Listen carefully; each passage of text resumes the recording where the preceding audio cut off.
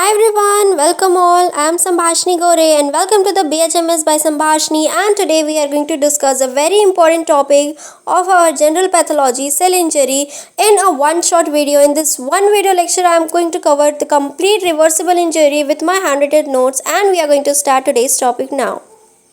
अब देखो, पिछले वीडियो लेक्चर में हमने डिस्कस किया था हमारा सेलुलर एडेप्टेशन, मतलब अगर सेल को कोई प्रेशर मिलता है, ठीक है, अगर कोई उसको मतलब स्ट्रेस आता है तो वो कैसे हैंडल करता है चीज़ों को। तो उसमें हमने डिस्कस किए थे हमारे सारे टाइप के जो जितने भी अपने एडेप्टेशन होते हैं, हाइपरप्लेजिया, मेटाप्लेजिया, हाइपरट्रॉफी, एट्रॉफी, ठीक है, डिस्प्लेशिया। तो ये सारी चीज़ें हमने पिछले वीडियो लेक्चर में ऑलरेडी डिस्कस कर ली कि सेल एडेप्टेशन क्या होता है। अब आता है सेल इंजरी, मतलब वो स्ट्रेस कंटिन्यूसली लॉन्ग टाइम तक, वो जो प्रेशर था या जो भी स्ट्रेस था वो लंबे समय तक आपका बना हुआ है, ठीक है। तो अब क्या होगा, ठीक है, अब यहाँ पे मान लो, ठीक है, यहाँ पे एक सेल है और कंटिन्यूसली इस पे एक स्ट्रेस बना हुआ है, तो या तो ये सेल एडेप्ट कर लेगा, ठीक है, एडेप्टेशन की कंडीशन में चला जाएगा, मतलब अपने आप को थोड़ा सा ऐसे शेप और साइज चेंज करके या कैसे भी करके थोड़ा सा एडजस्टमेंट ले आएगा जहाँ पे प्रेशर बन रहा है उस तरफ, ठीक है। अब क्या होगा, ये प्रेशर कंटिन्यूसली बना हुआ है, अब क्या होगा, ये कंडीशन आ जाएगी आपकी, यहाँ पे क्या होने वाला है, यहाँ पे आपका इंजरी हो जाएगा, मतलब अब उसे चोट लगने वाली है, ठीक है। कोई दिल दुखाता है ना, ऐसा समझो, कोई दिल दुखा रहा है, बहुत लंबे समय से कोई आपका दिल दुखा रहा है। अब क्या होगा, उसने इतना दिल दुखा दिया कि अब आपको चोट लगी गई। This is what cell injury is. तो देखो, दिल से जोड़ लो, दिल का मामला है, ठीक है, तो दिल से जोड़ लो तो आपको सेल इंजरी बहुत अच्छे से ये कॉन्सेप्ट आज आपका क्लियर हो जाएगा।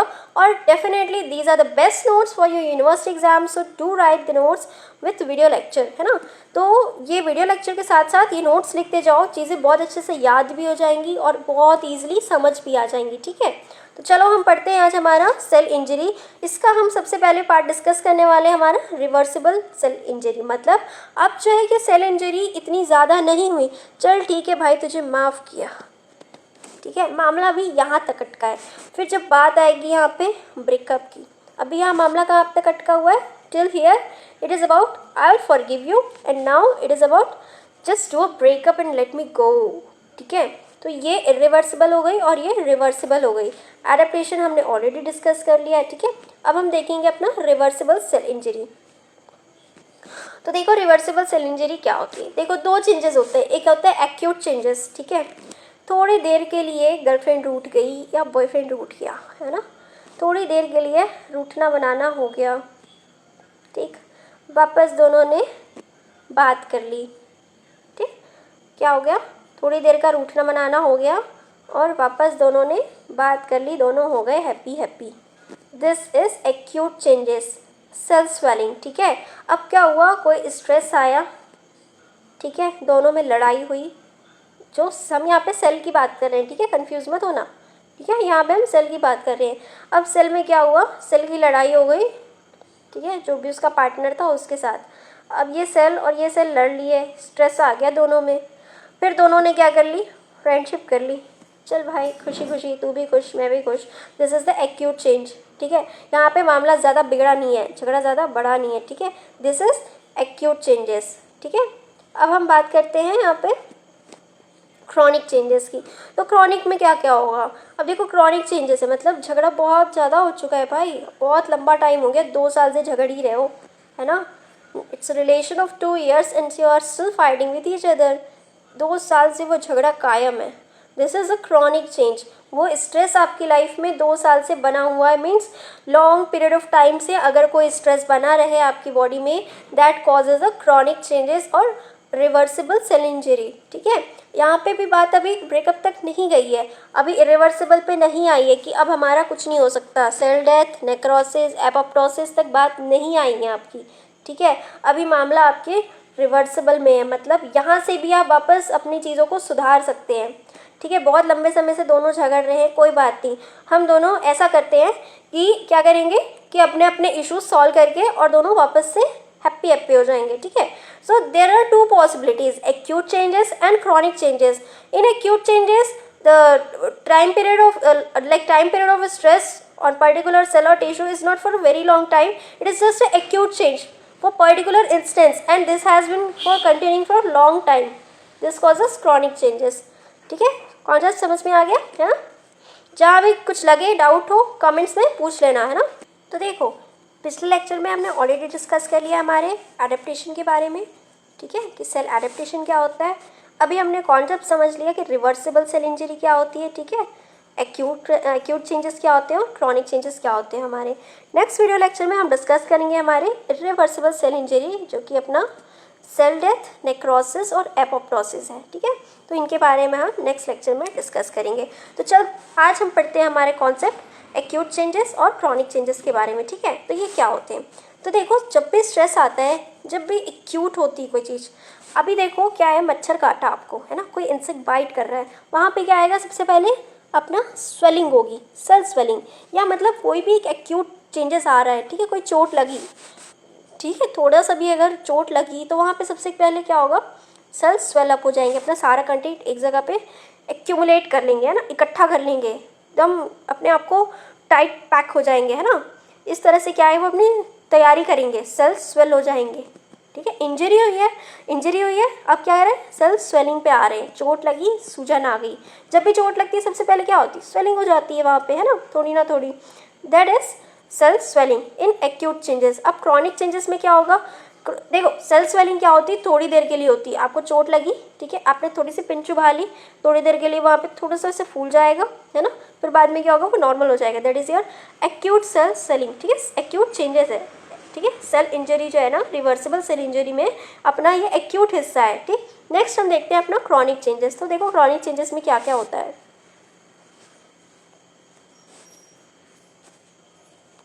देखो क्रॉनिक चेंजेस में सबसे पहले अपना आता है इंटरसेलुलर एक्यूमुलेशन ऑफ लिपिड्स. अब क्या होते हैं, अपने जो लिपिड्स होते हैं, ठीक है, वो क्या कराते हैं, फैटी चेंजेस और कोलेस्टेरोसिस. ठीक है, क्या हो रहा है यहाँ पे, लिपिड्स का एक्यूमुलेशन हो जा रहा है अपने सेल के अंदर, इंट्रासेलुलर. अब क्या हो रहा है, अपने जो यहाँ पे चेन होती है ना अपने सैंडविच मॉडल तो पढ़ा ही होगा नीट में. ठीक है, तो लिपिड्स और प्रोटीन के लिए यहाँ पे पाथवे होते हैं, यहाँ पे गेटवे होते हैं. ठीक है, तो यहाँ पे क्या हो रहा है, यहाँ पे सेल के अंदर क्या हो रही है, लिपिड्स का एक्यूमुलेशन हो जा रहा है अपने. तो लिपिड्स क्या हो रहे हैं, बहुत ज़्यादा अंदर जमा हो जा रहे हैं. फैटी लीवर सबने सुना होगा है ना. तो ये सारे क्या अपने, ये अपने एक्यूट चेंजेस है, सॉरी अपने क्रॉनिक चेंजेस है जो कि अपने इंट्रासेलुलर हो रहे हैं, मतलब जो सेल के अंदर हो रहे हैं. ठीक है, क्या क्या आते हैं इसमें, फैटी चेंजेस आएगा अपना पहला, ठीक, और कोलेस्टेरोसिस आएगा. ठीक है, नेक्स्ट हम देखते हैं पिगमेंट एक्यूमुलेशन. अब देखो क्या होता है कि कहीं भी इंजरी हुई, ठीक है, क्रॉनिक चेंजेस हुआ, मान लो आपको घुटने में चोट लग गई, खून तो नहीं निकला पर वहाँ पे काला पड़ गया, नीला पड़ गया, ऐसा होता है ना, चोट लगती है कई बार काला पड़ जाता है, नीला पड़ जाता है. Why, because there is accumulation of pigment. ठीक है, कहीं भी इंटरनल ऑर्गन में भी देखना तो क्या मिलता है अपने को, कुछ जगह पे इंजरी के बाद अपने को कुछ तरह के पिगमेंट्स मिलते हैं वहाँ पे. उस पिगमेंट से हम जानते हैं कि पर्टिकुलर ये डिजीज़ हुई होगी या इसकी वजह से ये पिगमेंट वहाँ पे एक्यूमुलेट हुआ. So these are all chronic changes. ठीक है, क्रॉनिक डिजीज़ या जब क्रॉनिक स्ट्रेस बहुत परसिस्टेंटली वहाँ पे बना हुआ है, दैट कॉजेज अ एक्यूमुलेशन. ठीक है, एक्यूट में क्या हो रहा है, अपना सेल स्वेल हो जा रहा है. ठीक है, क्रॉनिक में क्या हो रहा है, वहाँ पे चीज़ें जमा हो रही हैं, अब बात मन के अंदर भरती जा रही है. That is a chronic changes. ठीक है, आगे बाद में सुलझाएंगे, बट क्या है, सुलझने के चांसेस तो हैं, रिवर्सिबल तो है मामला, दोनों मियाँ बीवी की लड़ाइयाँ रिवर्सिबल तो हैं, बट क्या है, यहाँ पे एक्यूमुलेशन हो रहा है भाई. किसी को दुख भर रहा है, किसी के दर्द भर रहा है, किसी के गुस्सा भर रहा है. ठीक है, किसी के अब पत्थर बन गया कोई सह के बातें. This is all kind of your chronic changes है ना. इंटरसेलुलर एक्यूमुलेशन ऑफ लिपिड्स में क्या क्या होते हैं, अपने फैटी चेंजेस होते हैं और कोलेस्टेरोसिस होता है. ठीक है, इसमें क्या होगा, अपने पिगमेंट एक्यूमुलेशन में, पिगमेंट में अपने कौन कौन से पिगमेंट जमा हो सकते हैं, देखो अपने बॉडी में कौन कौन से पिगमेंट हैं, लिपोफ्यूजिन हो गया, मेलानिन हो गया, ठीक है, बिलिरुबिन हो गया, हीमोसाइट्रिन हो गया. तो ये सारे पिगमेंट अपने एक्यूमुलेट हो जाते हैं बॉडी के अंदर. नेक्स्ट हम देखते हैं एक्स्ट्रा सेलुलर प्रोटीन्स, मतलब जो सेल के बाहर है. अभी तक हम बात कर रहे थे इंट्रा सेलुलर की. ठीक है, अब हम बात करेंगे एक्स्ट्रा सेलुलर, मतलब अब बाहर की बात है. ये तो अंदर ही अंदर जमा हो रहा था, अब कुछ सेल के ऊपर भी तो जमा हो रहा है, सेल के बाहर भी तो जमा हो रहा है. ठीक है, अब वो क्या हो गया, हेलिनोसिस और एमाइलोइडोसिस, ठीक है। तो ये तो बहुत इंपॉर्टेंट कॉन्सेप्ट है, ये आपकी यूनिवर्सिटी पॉइंट ऑफ व्यू से भी शॉर्ट नोट्स में आ जाते हैं, ठीक है। तो इसके नोट्स में आगे आपको जब एक्सप्लेन करूँगी तो देखते जाना साथ ही साथ, तो कॉन्सेप्ट अच्छे से क्लियर हो जाएगा। नेक्स्ट हम देखते हैं पैथोलॉजिकल कैल्सिफिकेशन। तो ये क्या होता है? पैथोलॉजिकल कैल्सिफिकेशन में आपको क्या होता है कि अब जो है किसी ने इतने ताने मारे आपको कि आप पत्थर के बन गए, this is your pathological calcification. मतलब ये स्ट्रेस यहाँ पे इतने लंबे समय से बना हुआ था, ये सेल इंजरी इतने लंबे टाइम से, क्योंकि क्रॉनिक पढ़ रहे हैं हम, क्रॉनिक चेंजेस है। जब कोई स्ट्रेस बहुत लंबे समय तक आपकी बॉडी पे बना हुआ होता है तब क्या होता है, जब कोई इंसान आपको बहुत लंबे टाइम से गालियाँ सुना रहा हो, बातें सुना रहा हो, तो दो कंडीशन होती है, एक्यूमुलेशन हो सकता है या फिर कैल्सिफिकेशन भी हो सकता है। वो इंटरसेलुलर एक्यूमुलेशन हो सकता है, कोई पिगमेंट एक्यूमुलेशन हो सकता है, एक्स्ट्रा सेलुलर हो सकता है, या फिर आपका क्या हो सकता है, पैथोलॉजिकल कैल्सिफिकेशन, ठीक है। मतलब ऐसा समझो कि सेल को कोई पैथोजन आके मारना चाह रहा था, उसने अपने आप को बचाव में क्या किया, कैल्सिफाई कर लिया, ठीक है, कैल्सिफिकेशन कर लिया, अपने बाहर एक सख्त परत बना ली। कोकोनट कैसा होता है, this is what pathological calcification is. तो वो क्या किया, अपने बचाव में उसने एक बाहर एक सख्त कोटिंग कर ली, दिस इज कॉल्ड कैल्सिफिकेशन, ठीक है। ये समझ में आ गया इतना। चलो नेक्स्ट हम देखते हैं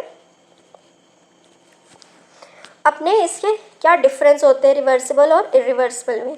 तो देखो अगर डिफरेंस आता है एग्जाम में, वैसे तो ऐसा पूछता नहीं है बट फिर भी मैं एक कॉन्सेप्ट क्लियर करने के लिए समझा दे रही हूँ। तो क्या होगा, ये होगा इनफैक्ट इंटैक्ट होती है और ये डिस्टर्प्टेड होती है। इंटैक्ट मतलब रिवर्सिबल वाली कैसी होगी, इंटैक्ट होगी, मतलब एकदम ऐसे जमी हुई सी होगी, ठीक है। डिस्टर्ब मतलब ये फैली फैली सी हो सकती है, ठीक है, कहीं भी हो सकती है, कैसे भी हो सकती है। इसमें क्या होगी, सेल मेम्ब्रेन में स्वेलिंग मिलेगी, प्रेजेंट होगी, ठीक है, सेल मेम्ब्रेन में स्वेलिंग आपकी प्रेजेंट रहेगी, और इसमें कोई भी स्वेलिंग नहीं होती। किसमें, अपने इरिवर्सिबल में कोई स्वेलिंग नहीं पाई जाती। भैया हम कितना फूले, अगला तो सुधर ही नहीं रहा है, ले मैं ही मर जाता हूँ, मैं ही सुसाइड कर लेता हूँ, मुझे ही मार डाल। इसमें देखो एपोप्टोसिस, नेक्रोसिस और सेल डेथ, ठीक है, एसीपी, सॉरी इसको करेक्ट कर लो, एसीपी से याद रखना, एपोप्टोसिस, सेल डेथ और नेक्रोसिस, ठीक है। तो यहाँ पे क्या हो रहा है, एपोप्टोसिस, सेल डेथ और नेक्रोसिस, एक में मुझे मार, मैं मर जाता हूँ और ठीक है अब तो मैं मर के रहूँगा, ये तीन कंडीशन आती है, ठीक है। तो ये क्या हो गई अपनी इरिवर्सिबल, ठीक है। यहाँ पे एक ना एक लॉस हो ही जा रहा है, ठीक है, यहाँ पे जो है पैथोजन जीत रहा है और अपना जो सेल है वो हार रहा है, this is what irreversible injury is. और ये होती है अपनी रिवर्सिबल, ठीक है। रिवर्सिबल में क्या है, चल ठीक है थोड़ी देर के लिए स्वेलिंग आई और उसके बाद वापस से मामला सेट हो गया, ठीक है। ये कहाँ पाए जाते हैं, अपने बेल्स में, माइटोटिक फिगर में, ठीक है, और यहाँ पे अपने प्रेजेंट होते हैं। नेक्स्ट हम देखते हैं, यहाँ पे कोई बल्ब्स नहीं पाए जाते। बल्ब देखो क्या होता है, ऐसे जब जल जाओ तो ऐसे ऊपर उभार सा हो जाता है ना, दैट इज कॉल्ड बल्ब्स। मतलब यहाँ पे ऐसे ऊपर स्वेलिंग सी दिख रही ना, वो स्वेलिंग इसमें कहीं भी नहीं मिलेगी, ठीक है। जबकि यहाँ पे क्या है, बल्ब्स प्रेजेंट रहते हैं और माइटोटिक फिगर भी प्रेजेंट रहते हैं। यहाँ पे भी क्या है, माइटोटिक फिगर अपने प्रेजेंट रहते हैं, ठीक है। अब यहाँ पे क्या हो रहा है, एंडोप्लाज्मिक रेटिकुलम भी क्या हो रही है, स्वेल हो जा रही है, ठीक है। और यहाँ पे क्या हो रही है, रप्चर हो रही है। रप्चर मतलब अब मन मेरा फट गया तुझसे, मेरा मन फट गया, है ना, ऐसा बोलते हैं ना, मन फट गया मेरा। अब यहाँ पे क्या हो रहा है, रप्चर हो रही है, कौन, अपनी एंडोप्लाज्मिक रेटिकुलम जो है यहाँ पे स्वेल हो रही है और यहाँ पे रप्चर हो जा रही है। इसमें क्या है, राइबोसोम जो है अपने कैसे हैं, इसमें डिसरप्टेड है और इसमें भी डिसरप्टेड है, ठीक है। नेक्स्ट है अपने माइटोकॉन्ड्रिया कैसे हो जाएंगे, स्मॉल डेंसिटीज़, मतलब इनकी डेंसिटी कम हो जाएगी, मतलब जितने टाइटली ये पैक इसमें पार्टिकल्स थे अब वो कैसे हो जाएंगे, लूज पैक्ड हो जाएंगे। This is your mitochondria, power house of your cell. ये कैसा था, ये अच्छा खासा तंदुरुस्त था, अब ये डेंसली पैक्ड थे, अब वो क्या हो जाएंगे, लूज पैक, उनकी डेंसिटी कम हो जाएगी, ठीक है। यहाँ पे क्या हो जाएगी, लार्ज डेंसिटीज़, मतलब इनकी डेंसिटी बहुत ज़्यादा बढ़ जाएगी, ठीक है। This is your irreversible one, ठीक है। ये अपने माइटोकॉन्ड्रिया रिवर्सिबल का है और ये इरिवर्सिबल का है, ठीक है। नेक्स्ट हम देखते हैं अपना लाइजोसोम्स। लाइजोसोम ऑटोफैगी में चले जाते हैं और इसमें क्या हो जाएंगे, रैप्चर हो जाएंगे। अब देखो यहाँ पे क्या होगा, एक तो अपना क्लम्पिंग होगा न्यूक्लियस का, और एक क्या होता है पिक्नोसिस। पिक्नोसिस क्या होता है कैरियोकाइनोसिस, और इसमें फर्दर होता है, ठीक है। इसमें क्या होता है कैरियोकाइजोम्स, मतलब जो अपने जितने भी न्यूक्लियस वाले सेल हैं उनमें क्लम्पिंग हो जाएगी, ठीक है। रिवर्सिबल वाले में से क्लम्प्स बना लेते हैं, और इसमें क्या होगी पिक्नोसिस, मतलब ऐसे ख़राब से स्ट्रक्चर हो जाएंगे, ठीक है। इसमें जो है कुछ डिसेबिलिटीज़ आ जाएंगी, ये ख़राब हो जाएंगे, है ना। नेक्स्ट हम देखते हैं अपना रिवर्सिबल का। पहले तो समझो इस्कीमिया क्या होता है। अब इस्कीमिया अच्छे से पता होगा तो ही आगे का कॉन्सेप्ट समझ में आएगा। देखो इस्कीमिया में क्या होगा, जो है डिक्रीज ऑक्सीडेटिव फॉस्फोरिलेशन, मतलब जब तुमने क्रैब साइकिल पढ़ा होगा, ग्लाइकोलिसिस पढ़ा होगा, तो तुमने ऑक्सीडेटिव फॉस्फोरिलेशन पढ़ा है, ठीक है। अब क्या होता है ग्लाइकोलिसिस, और उसमें क्या होता है एटीपी का प्रोडक्शन होता है। जब ऑक्सीडेटिव फॉस्फोरिलेशन ही नहीं हो रहा है तो तुम्हारा क्या होगा एटीपी प्रोडक्शन भी नहीं होगा, है ना। ऐसे पढ़ते थे ना क्रैब साइकिल और ग्लाइकोलिसिस में ग्लूकोज 6 फॉस्फेट, ग्लूकोज 1,6 डाइफॉस्फेट, है ना, फ्रक्टोज 6 फॉस्फेट, ऐसे करके हमने जो पढ़ी है ना जितनी भी ग्लाइकोलिसिस और क्रैब साइकिल, वहाँ पे क्या हो रहा है अपना ऑक्सीडेटिव फॉस्फोरिलेशन हो रहा है। अब यहाँ पे क्या होता है ऑक्सीडेटिव फॉस्फोरिलेशन में अपने एटीपी बनते हैं। एटीपी क्या है अपनी प्रोटीन शेक है बॉडी के, है ना। अब क्या हो रहा है यहाँ पे डिक्रीज एटीपी प्रोडक्शन हो रहा है, एटीपी का प्रोडक्शन कम हो जा रहा है, तो क्या होगा सोडियम पोटेशियम पंप में भी डिक्रीज हो जाएगा, ठीक है। और क्या होगा कैल्शियम का इन्फ्लक्स हो जाएगा और Na का एफ्लक्स हो जाएगा, मतलब कैल्शियम अंदर आ जाएगा और जितना भी सोडियम था वो बाहर चला जाएगा, ठीक। अब क्या होगा यहाँ पे क्या होगी उसकी वजह से सेल स्वेलिंग हो जाएगी और लॉस ऑफ माइटोकॉन्ड्रिया और ब्लड। अब यहाँ पे क्या हो जाएगा माइटोकॉन्ड्रिया का लॉस हो जाएगा, ठीक है, डेंसिटी कम हो जाएगी उसकी, तो लॉस ऑफ माइटोकॉन्ड्रिया हो जाएगा, और क्या हो जाएगा सेल में बहुत ज़्यादा स्वेलिंग आ जाएगी। So this is the concept of ischaemia, ठीक है। इस्कीमिया समझ में आया। इस्कीमिया मतलब वहाँ पे ऑक्सीजन सप्लाई नहीं हो रहा है, जिसकी वजह से क्या हो गया वहाँ पे ऑक्सीडेटिव फॉस्फोरिलेशन नहीं हो पा रहा है ढंग से, है ना।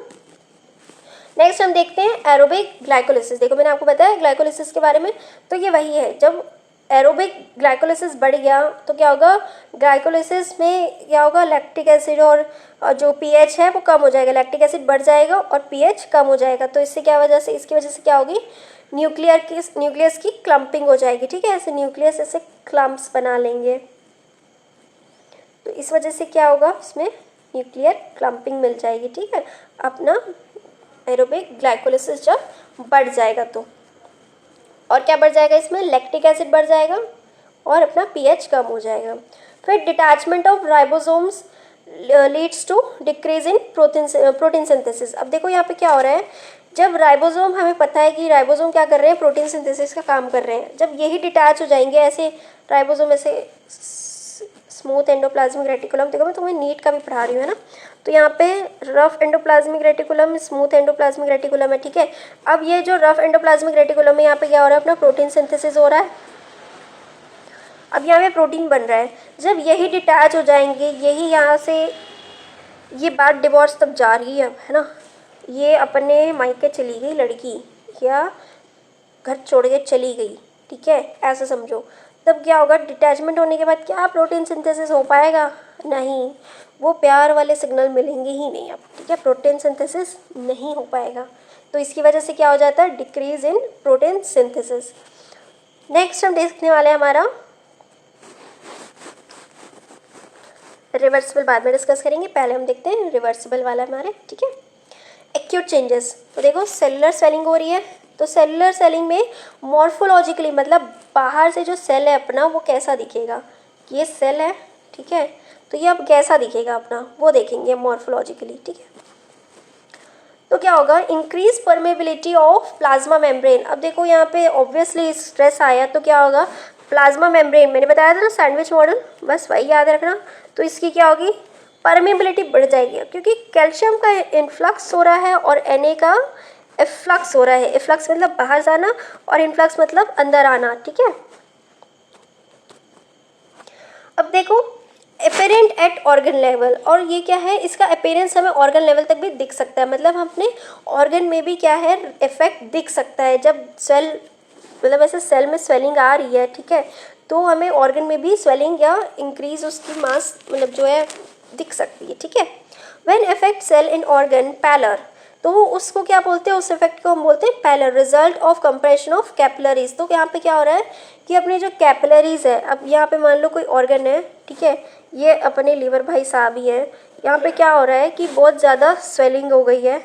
तो क्या है इनकी कैपिलरीज में क्या है, एनलार्जमेंट ऑफ लीवर है ना, fatty liver, enlargement of liver. यहाँ पे क्या हो रहा है कि पैलर मिल रहा है। Pallor is a result of compression of capillaries. अब देखो यहाँ पे कैपिलरी कंप्रेस हो रही है स्वेलिंग के कारण, मान लो कोई सी, तो क्या होगा वहाँ पे पैलर हो जाएगा, मतलब ऐसे ब्लड का ऐसे जमा होना, वहाँ रुक जाना, ठीक है, पैलर, ये इफेक्ट देखने को मिलता है। नेक्स्ट हम देखते हैं टर्गर। टर्गर इफेक्ट होता है वो बढ़ जाएगा और ऑर्गन का वेट भी बढ़ जाएगा, ठीक है। माइक्रोस्कोप एग्जामिनेशन, मतलब अब यहाँ पे हमने देखा एक्सटर्नली कैसा दिखेगा ऑर्गन, अब देखते हैं इंटरनली। तो वैक्यूल्स इन साइटोप्लाज्म में क्या हो जाएंगे, डिस्टेंडेड ईआर, मतलब दूर हम दोनों हैं, अलग अलग हम दोनों हैं, जुदा जुदा हम दोनों हैं, खफा खफा। डिस्टेंशन मतलब ऐसे लूज से हो जाएंगे, ठीक है। एंडोप्लाज्मिक रेटिकुलम क्या हो जाएगी, बहुत लूज सी और डिस्टेंडेड हो जाएगी। ऐसे तो जनरली ऐसी जुड़ी जुड़ी सी होती है ना, बट इसमें क्या मिलेगी अपने को, डिस्टेंडेड मिलेगी, मतलब ऐसे हल्की सी झूली हुई सी, लटकी हुई सी, दूर दूर सी मिलेगी, ठीक है। Called as non lethal injury और अपनी हाइड्रोपिक चेंज या अपनी वैक्यूलर डिजनरेशन, तो इतने नामों से इसे जाना जाता है। नॉन लीथल मतलब अभी तो मैं मरेगा नहीं साला, ठीक है। हाइड्रोपिक मतलब यहाँ पे अपना जो है सेल का वॉल्यूम बढ़ रहा है, ठीक है, हाइड्रोपिक हो रहा है, मतलब इसे फूल सा जा रहा है ना, सेल स्वेलिंग हो रही है। वैक्यूलर मतलब वैक्यूल्स का डिजनरेशन हो रहा है, वैक्यूलर डिजनरेशन हो रहा है, ठीक है। अपने जितने भी इंटरनल जो भी ऑर्गेनल्स है उनमें डिजनरेशन देखने को मिल रहा है। अब क्या हो जाएगा, इसकी वजह से येलोइश डिस्कलरेशन भी देखने को मिलता है, ठीक है। नेक्स्ट है इंट्रासेलुलर एक्यूमुलेशन ऑफ लिपिड्स। तो देखो इंट्रासेलुलर एक्यूमुलेशन ऑफ लिपिड्स में क्या होता है, फैटी चेंजेस, जैसे साइटोस्लिक एक्यूमुलेशन, स्टेटोसिस, ठीक है। स्टेटोसिस क्या होगा, कॉज क्या है इसका, hypoxic and toxic metabolic injuries and anoxia, toxin या प्रोटीन का माल न्यूट्रिशन, ओबेसिटी, या फिर अपने जैसे कि क्वाशियोकर डिजीज़ होती है ना जो बच्चों में, मतलब टोटली ये सब चीज़ें आपकी हो रही है हाइपोक्सिक कंडीशन में। मतलब यहाँ पे क्या हो रहा है कि जब उसे प्रॉपर ऑक्सीजन नहीं मिल रहा है। देखो अपना डाइजेशन कब होता है, जब हमें डाइजेशन की डेफिनेशन पता है ना, रेस्पिरेशन की डेफिनेशन पता है ना, जब ऑक्सीजन आता है और उसे क्या करता है, डाइजेस्ट करता है, मतलब वो अपना काम करता है, वो अपना खाना खा के निकल लेता है। तो उस टाइम पे क्या होता है, अपना प्रॉपर बॉडी सही सलामत जिंदा रहती है, सारे ऑर्गन सही से फंक्शन करते हैं, ठीक है। अब क्या हो गया, यहाँ पे हाइपोक्सिक कंडीशन हो गई, टॉक्सिक कंडीशन हो गई, मेटाबॉलिक इंजरीज हो गई, एनॉक्सिया हो गया, ठीक है, एनॉक्सिया टॉक्सिन आ गया, ठीक है। उसके बाद आ गया अपना प्रोटीन का माल न्यूट्रिशन हो गया, ओबेसिटी हो गई, क्वाशियोकर डिजीज़ हो गई बच्चों में, या फिर डिसफंक्शन हो गया अपने सेल रेगुलेशन में। तो इस टाइम पे क्या होगा, अपना एक्यूमुलेशन होगा। अब यहाँ पे जो प्रॉपर चीज़ें आनी चाहिए थी वो मिली ही नहीं इस सेल को, तो वो क्या हुआ, ऑक्सीडेटिव फॉस्फोरिलेशन या जो ऑक्सीजन का यूज़ उसे करना था वो नहीं कर पा रहा है ना, क्योंकि उसे ऑक्सीजन मिल ही नहीं रहा है। तो अब यहाँ पे क्या होगा, चालू होगा अपना हाइपोक्सिक मतलब हाइपो मतलब लेस एंड ऑक्सिक मतलब ऑक्सीजन। तो देखो टॉक्सिन की कंडीशन में, हाइपोक्सिक की कंडीशन में, या मेटाबॉलिज्म में जब इंजरी हो जाती है, जो कैटाबॉलिज्म और एनाबॉलिज्म में जब उनमें से एक जो है वो सही से काम नहीं करता, तो उस कंडीशन में भी क्या होता है, अपना जो है अपने एक्यूमुलेशंस होते हैं। क्या होगा, सिंथेसिस, इसमें एक्यूमुलेशन क्या होगा, इसमें synthesis and accumulation of triglyceride. अब यहाँ पे क्या हो रहा है, अपने सिंथेसिस बढ़ रहा है और एक्यूमुलेशन हो रहा है किसका, ट्राइग्लिसराइड्स का। कितने होते हैं, मोनोग्लिसराइड, डाइग्लिसराइड और ट्राइग्लिसराइड। तो इसमें अपने ट्राइग्लिसराइड्स का एक्यूमुलेशन हो रहा है, कहाँ पे होगा, increase lipid accumulation in parenchymal cells form vacuole displace to cytoplasm. अब यहाँ पे क्या हो रहा है, वैक्यूल्स की जगह ये अपने साइटोप्लाज्म में जाके जमा हो जा रहे हैं। कौन, हमारे ये मोटू साहब। मोटू साहब कौन है यहाँ पे, अपने ट्राइग्लिसराइड, ठीक है। देखो जब कोई घूसखोरी करता है तो घूसखोरी का पैसा कहाँ छुपाता है, ठीक है, वैक्यूल्स में। अब यहाँ पे आ गई अपनी ईडी। ईडी ने जांच कर दी तो भाई साहब ने इसे साइटोप्लाज्म में डाल दिया, ठीक है। तो ईडी की जांच हुई कैसे, ऑक्सीजन नहीं था भाई, ऑक्सीजन नहीं था तो इन्होंने सूंघ लिया पैसा कहाँ है, तो इन्होंने छुपा दिया पैसा अपने साइटोप्लाज्म में। देखो कहानी बता रही हूँ मैं, याद हो जाएगा एकदम अच्छे से, इंट्रासेल्युलर एक्यूमुलेशन, ठीक है, लिपिड का एक्यूमुलेशन याद हो जाएगा, है ना। अब यहाँ पे लार्ज वेसिकल्स में भी होगी, ठीक है। इसमें क्या होगा, fatty changes commonly Sen in liver and heart. अब देखो अपने कॉमनली मैंने आपको बताया फैटी लिवर क्या है, तो ये अपने हो रहे हैं लिवर और हार्ट में भी मिल सकता है, कार्डियोमायोपैथी में, या जो अपनी कार्डियक हाइपरट्रोफी होती है, ठीक है, कार्डिक में भी क्या होता है अपने कोलेस्ट्रॉल का जमा हो जाना आर्टरीज में, तो ये सब क्या है, ये फैटी चेंजेस ही तो है, ठीक है। टिश्यूज़ में उनके क्या होगा, फैटी चेंजेस। अब देखो मैकेनिज्म, तो ये प्रोसेस हो कैसे रहा है, ठीक है, ये प्रोसेस हो कैसे रहा है, अब मतलब ये बात ईडी तक पहुंचा कौन रहा है, ठीक है। Fatty acid from adipose tissue और ingested food transported to hepatocyte. अब देखो ऑब्वियस सी बात है, फैटी एसिड आया, ये जो घूसखोरी का पैसा आया, ठीक है, अब ये कहाँ जाना चाहिए, ये अपने वैक्यूल्स में जाना चाहिए था ना, कायदे से जाना चाहिए था। अब ये वहाँ ना जाके कहाँ जा रहा है, अपना जो हमने जो भी खाना खाया, जो भी हमने घूस खाई, जो भी फैटी एसिड बना अपना, ठीक है, ये फैटी एसिड जो है अपना ट्रांसपोर्टेड टू हिपेटोसाइट। अब ये चला गया अपने हिपेटोसाइट में। हिपेटोसाइट क्या किया, एस्टरिफाइड टू ट्राइग्लिसराइड, इसने एस्टरिफिकेशन किया, नीट में पढ़ा होगा तुमने तो याद होगा। एस्टरिफिकेशन क्या होता है, ब्रेकडाउन ऑफ जो फैट होता है उसको हम एस्टरिफिकेशन बोलते हैं। एस्टरिफाइड टू ट्राइग्लिसराइड, अब उसको हमने ट्राइग्लिसराइड मतलब उससे छोटे मॉलिक्यूल्स में तोड़ दिया। अब ये ट्राइग्लिसराइड किस में कन्वर्ट हुए, अपने कोलेस्ट्रॉल और फॉस्फोलिपिड में। अपनी जो लेयर होती है सेल की किसकी बनी होती है, फॉस्फोलिपिड की, ठीक है, तो ये अपने कोलेस्ट्रॉल और फॉस्फोलिपिड में टूट गए। ऑक्सीडाइज टू कीटोन बॉडीज, और ये फर्दर और कैसे ऑक्सीडाइज हो जाते हैं, जब ऑक्सीजन मिलता है तो ये किस में कन्वर्ट हो जाते हैं, अपने कीटोन बॉडीज में। तो इस तरह से इसका मैकेनिज्म अभी तक चला। अब क्या होगा, excess accumulation of triglycerides defects at any step in fatty liver condition। अब क्या होता है, किसी भी कंडीशन में, मतलब चाहे वो इस स्टेप पे हो, इस स्टेप पे, इस स्टेप पे, इस स्टेप पे हो, वो किसी भी स्टेप में क्या होता है, फैटी लीवर की कंडीशन में डिफेक्ट आ जाता है। इसी वजह से क्या होता है, अपने एक्सेस एक्यूमुलेशन हो रहा है ट्राइग्लिसराइड का। तो अब कोई भी पूछे कि फैटी लीवर कैसे हो रहा है, क्यों हो रहा है, तो तुम अब इजीली बता पाओगे कि क्या होता है। 4 स्टेप होते हैं सिंपल से अपने। पहली बात तो जा रही है अपने हिपेटोसाइट पे, दूसरा ट्राइग्लिसराइड का एस्टरिफिकेशन हो रहा है, फिर कोलेस्ट्रॉल में कन्वर्ट होकर ऑक्सीडाइज होकर कीटोन बॉडी बन रही है। अब चाहे यहाँ दिक्कत हो, यहाँ दिक्कत हो, यहाँ दिक्कत हो, या यहाँ दिक्कत हो, इन सभी कंडीशंस में क्या होगा, एक्सेस एक्यूमुलेशन हो जाएगा अपनी ट्राइग्लिसराइड का, और क्या होगा रिजल्ट अपना फैटी लीवर, ठीक है, फैटी लीवर हो जाएगा अपने को। समझ में आया। अब नेक्स्ट होते हैं अपने फोम सेल। फोम कैसा होता है, ठीक है, फोम जो होता है तो यहाँ पे भी वैसे ही स्ट्रक्चर पाए जाते हैं जैसे कि एथेरोस्क्लेरोसिस ऑफ एओर्टा, ठीक है। अब मैंने हार्ट की बात की, तो हार्ट की जो आर्टरीज होती है वहाँ पे मैंने आपको बताया फैट का एक्यूमुलेशन हो जाएगा वहाँ के टिश्यूज़ में, ठीक है, तो वहाँ पे क्या होगा अपना एथेरोस्क्लेरोसिस, ठीक है, वहाँ पे हार्ट में क्या हो रही है, अपनी फैट जमा हो रही है। तो देखो यहाँ पे क्या हो रहा है, accumulation of triglyceride and cholesterol जितनी भी बॉडीज़ होती है अपना, जो कोलेस्ट्रॉल ईस्टर होंगे वो सब क्या हो रहे हैं, वो एक्यूमुलेट हो रहे हैं। मतलब वो कहाँ जाके जमा हो रहे हैं, हमने फेगोसाइटिक सेल में, फेगोसाइटोसिस का जो काम कर रहे हैं वो सेल में हमारे ये जाके जमा हो जा रहे हैं, ठीक है। अब यहाँ पे क्या होगा, cytoplasm become vacuolated called as foam cell. अब अपने फोम सेल क्या है, वही साइटोप्लाज्म है जो कि अपनी बेचारी फूल फुला के क्या बन जा रही है। देखो ये मैंने बॉटल खरीदी थी पानी भरने के लिए, पर किसी ने इसमें घी भर दिया, ठीक है, तो पानी और घी की डेंसिटी तो अलग अलग है ना भाई।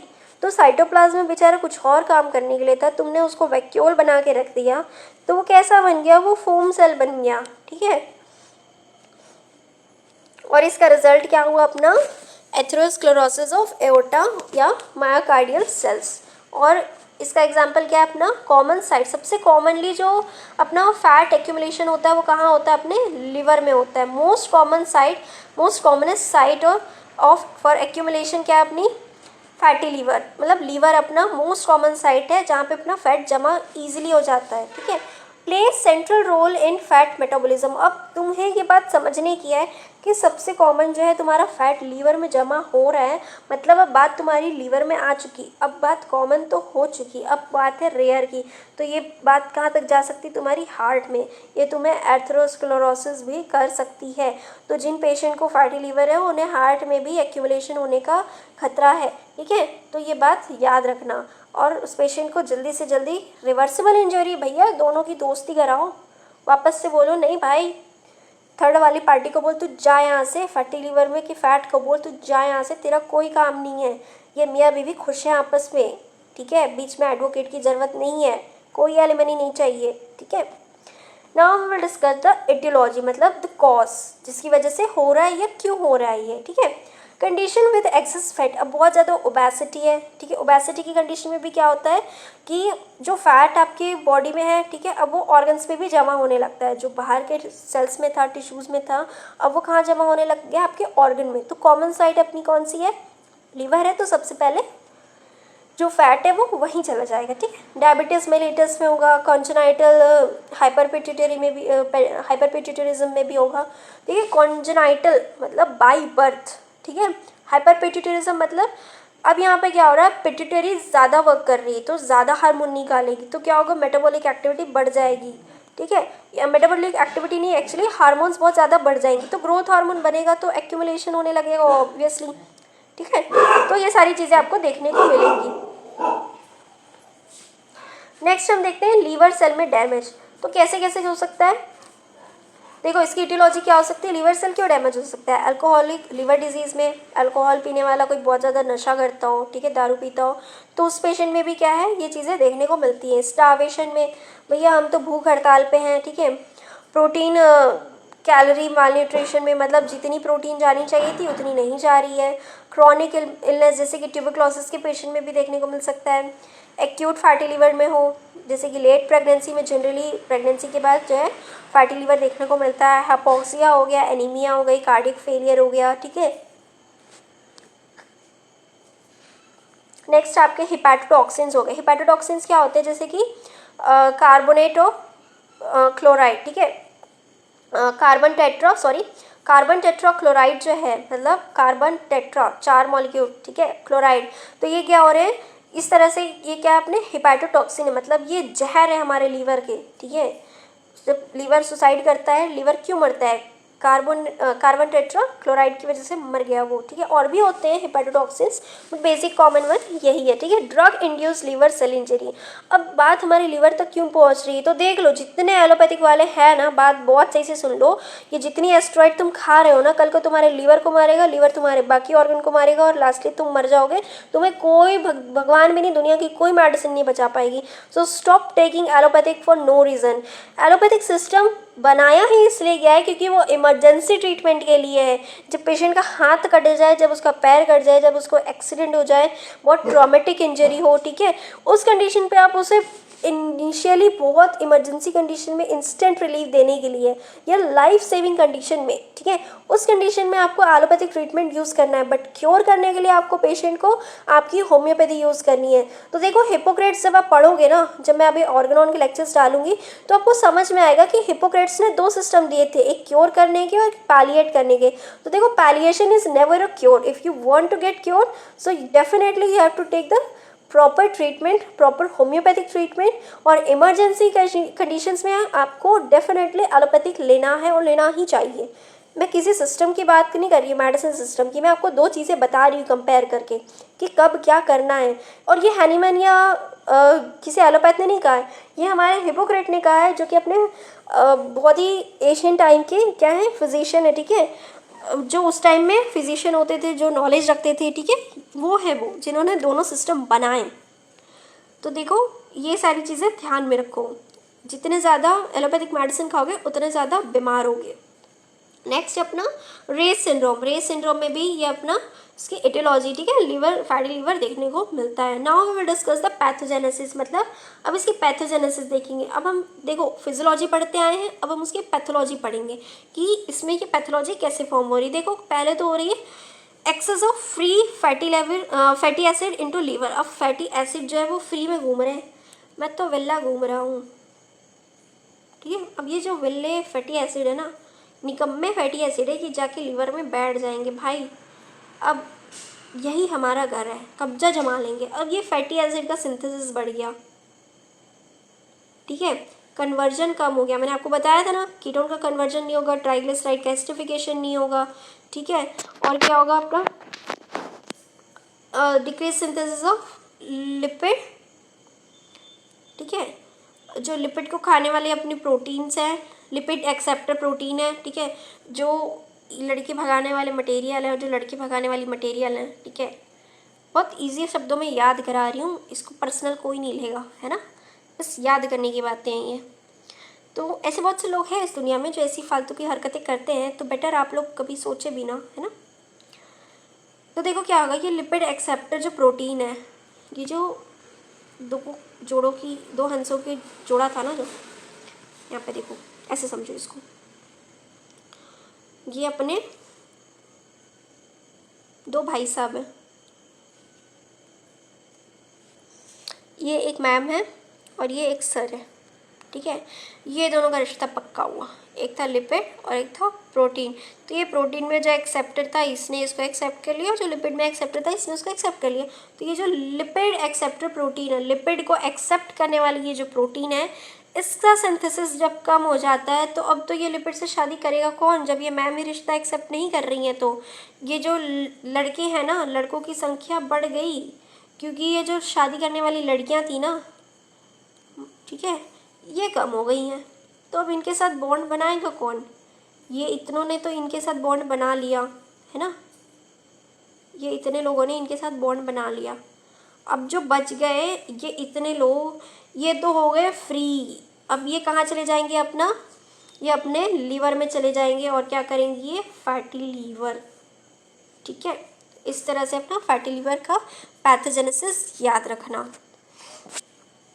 अब क्या हो सकता है, obstruction and blockage excretions of lipoprotein to plasma from liver. अब क्या हो रहा है, ये अपने ब्लड से जाके अपने लीवर में जमा होते जा रहा है, ठीक है, समझ में आ गया। नेक्स्ट है अपना कोलेस्ट्रॉल, जो कोलेस्ट्रोलोसिस होता है ना, कोलेस्ट्रॉल का accumulation, that is called cholesterolosis, ठीक है। कोलेस्ट्रॉल का एक्यूमुलेशन कोलेस्ट्रोलोसिस, कोलेस्ट्रॉल का एक्यूमुलेशन अपना कोलेस्ट्रोलोसिस, ठीक है।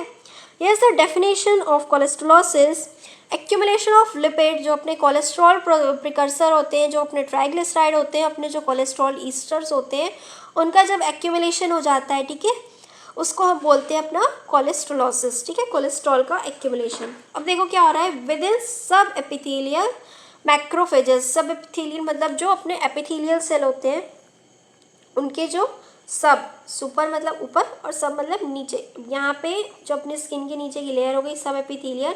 अब यहाँ पे अपने मैक्रोफेजेस पड़े होते हैं, ठीक है। मैक्रोफेजेस क्या होते हैं, यहाँ पे मैक्रोफेजेस सबको पता है, ठीक है। मैक्रोफेजेस में क्या होता है, ये अपने जो कोलेस्ट्रॉल के जो ट्राइग्लिसराइड हैं, जो कोलेस्ट्रॉल ईस्टर हैं और जो कोलेस्ट्रॉल प्रिकर्सर हैं, ये यहाँ पे आके जमा हो जाते हैं। तो इस तरह से क्या होता है, अपना कोलेस्ट्रोलोसिस होता है, ठीक है, कोलेस्ट्रॉल का एक्यूमुलेशन हो रहा है, ठीक है। नेक्स्ट है अपना लेमिना प्रोपिया ऑफ गॉल ब्लैडर। अब ये कहाँ पे हो रहा है अपना, जो अपनी मैंने स्किन का एग्जांपल दिया ना, अभी ये स्किन है, एपिथेलियल, ये सब एपिथेलियल है। तो ये सब एपिथेलियल कहाँ की है अपनी, ये गॉल ब्लैडर की है। तो लेमिना प्रोपिया ऑफ गॉल ब्लैडर, तो ये यहाँ पे अपने क्या हो रहा है, अपना लिपिड का जो एक्यूमुलेशन है वो हो रहा है, जो कोलेस्ट्रॉल का एक्यूमुलेशन कहाँ पे हो रहा है, अपने गॉल ब्लैडर में। हाइपरप्लेजिया सीन इन म्यूकोसल जो विलिया होती है ना, विलस, ठीक है, विलियोलस, सॉरी विलस जो होती है ना, जो ऐसे विलाई, ठीक है, जो माइक्रोविलाई होती है, ठीक है, उनमें क्या मिलता है, अपना हाइपरप्लेजिया एंड हाइपरट्रॉफी देखने को मिलती है अपने म्यूकोसल, जो म्यूकस में विलाई प्रेजेंट होती है ना, माइक्रोविलाई, ऐसे फिंगर लाइक प्रोजेक्शंस, यहाँ पे क्या हो जाएगा, ये बहुत ज़्यादा बड़ी हो जाएंगी, हाइपरट्रॉफी और हाइपरप्लेजिया देखने को मिलता है। कैन बी फोकल डिस्फ्यूज और पॉलीपॉइड, और जिसको हम बोलते हैं क्या, कोलेस्ट्रॉल पॉलिप्स, और इसको हम लोग क्या बोल देते हैं, कैसे फोकल भी हो सकती है, वो किसी भी शेप एंड साइज़ की हो सकती है, डिफ्यूज भी हो सकती हैं, ठीक है, और कैसे हो सकती हैं, पॉलीपॉइड भी हो सकती हैं, और कैसे हो सकती है, फोकल भी हो सकती हैं, ठीक है। तो कहीं पे भी उसका एक्यूमुलेशन हो सकता है, वो चाहे फोकल हो रहा हो, ठीक है, डिफ्यूज हो रहा हो, या अपना पॉलीपॉइड हो रहा हो, ठीक है। तो इस तरह से अपने कोलेस्ट्रॉल का कहीं भी कैसे भी एक्यूमुलेशन हो सकता है। Most common being chronic colic cystitis. अब देखो, कोलिक सिस्टाइटिस मतलब इन्फ्लेमेशन ऑफ गॉल ब्लैडर, और ये सबसे ज़्यादा कॉमन देखने को मिलता है अपने क्रॉनिक कोलिक सिस्टाइटिस, मतलब जो अपना गॉल है, गॉल ब्लैडर है, यहाँ पे क्या होगा, इन्फ्लेमेशन हो जाएगा जब बहुत लंबे समय से अपना क्या है, क्रॉनिक वहाँ पे कोलेस्ट्रॉल का एक्यूमुलेशन हो रहा है। तो नेक्स्ट इसका हम देखते हैं कैरेक्टरिस्टिक। तो देखो क्या क्या चीज़ें देखने को मिलती है। जो लिपिड है इसका एक्यूमुलेशन अपना मैक्रोफेजेस में मिलेगा। क्या होगा, डेमोग्राफिक जो है फीमेल में क्या होगा उनका BMI बढ़ जाएगा, मतलब बॉडी मास इंडेक्स बढ़ जाएगा। नॉर्मली कितना होता है अपना बॉडी मास इंडेक्स 18-19, ठीक है, 18-19-20 जनरली जितना है, जिसका भी बॉडी मास है उसके हिसाब से हम जो है डिसाइड करते हैं, ठीक है, कैलकुलेट करते हैं। अब ये क्या होगा, बॉडी मास इंडेक्स बढ़ जाएगा, मतलब मान लो 20 से ऊपर जा रहा है, ठीक है, मतलब बहुत ज़्यादा ओबीस हो चुकी है, फैट बहुत ज़्यादा बढ़ गया है। तो इस तरह से क्या है, डेमोग्राफिक मतलब जो फिजिकली अपीयरेंस है फीमेल का वो कैसा दिखेगा, तो फीमेल में देखने को मिलता है जनरली बॉडी मास इंडेक्स क्या बढ़ जाएगा, ठीक है। पॉलीपॉइड कोलेस्ट्रोलोसिस, जिसको हम कोलेस्ट्रॉल पॉलिप्स भी कहते हैं, ठीक है। मॉर्फोलॉजी, अब देखते हैं हम सेल बाहर से कैसे दिखेगा, मतलब वो जो ऑर्गन है, वो टिश्यू है जहाँ पे ये एक्यूमुलेशन हुआ, वो बाहर से दिखेगा कैसे। When diffuse resembles a strawberry, अब वो जब डिफ्यूज़ होते हैं ना, जब मान लो ऐसे दो दिल मिल रहे हैं, ऐसे डिफ्यूज से हो जाएंगे, तो कैसा शेप दिखता है, ऐसे स्ट्रॉबेरी जैसा, थोड़ी सी अजीब है, तो चलो फिर से बना लेते हैं ऐसे स्ट्रॉबेरी हम।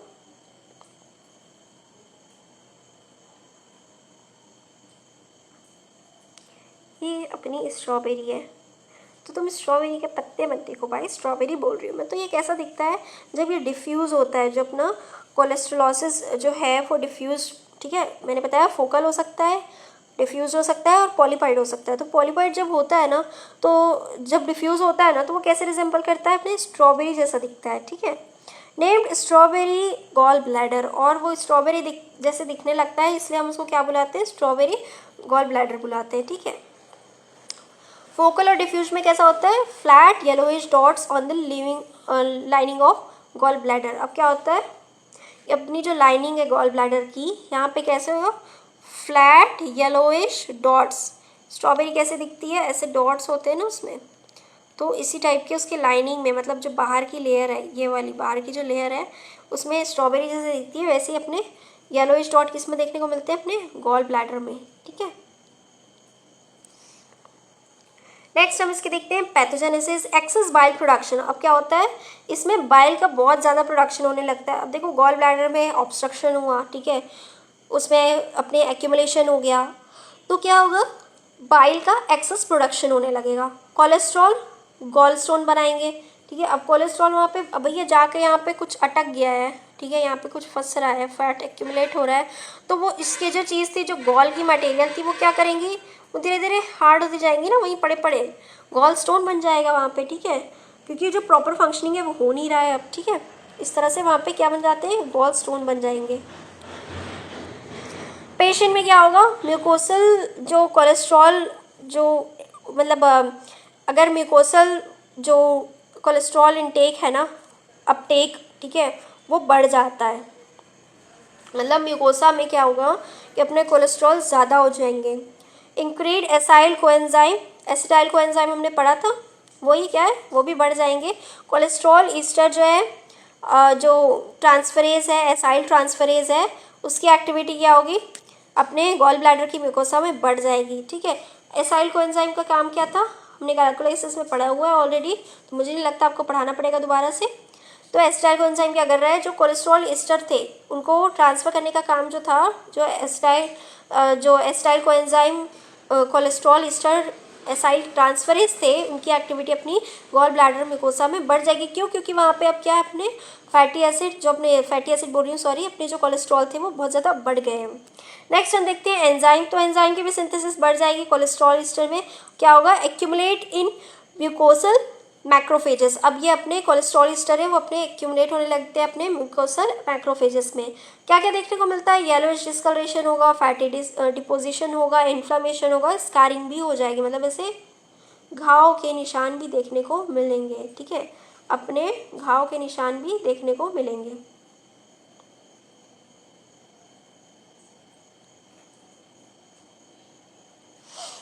तो देखो हम इसके टाइप्स देखते हैं, क्या क्या हो सकता है, पॉलिप हो सकता है या स्टोन, गॉल ब्लैडर में दोनों चीज़ें हो सकती हैं, ठीक है। क्या क्या हो सकता है, हेपाटिक कोलेस्ट्रोलोसिस हो सकता है, accumulation in liver and liver dysfunction, ठीक है, अगर लीवर में जमा हो जाए तो लीवर में हेपेटिक कोलेस्ट्रॉल लॉसेस, ठीक है। ज़ेंथोमेटोसिस मतलब जो लिपिड डिसऑर्डर है, अब यहाँ पे क्या हो रहा है, डिपोजिशन, ज़ेंथोस मतलब अब अपने येलो कलर का डिपोजिशन होगा, कहाँ कहाँ पे होगा, अपने स्किन में, टेंडन्स में और अदर टिश्यूज़ में।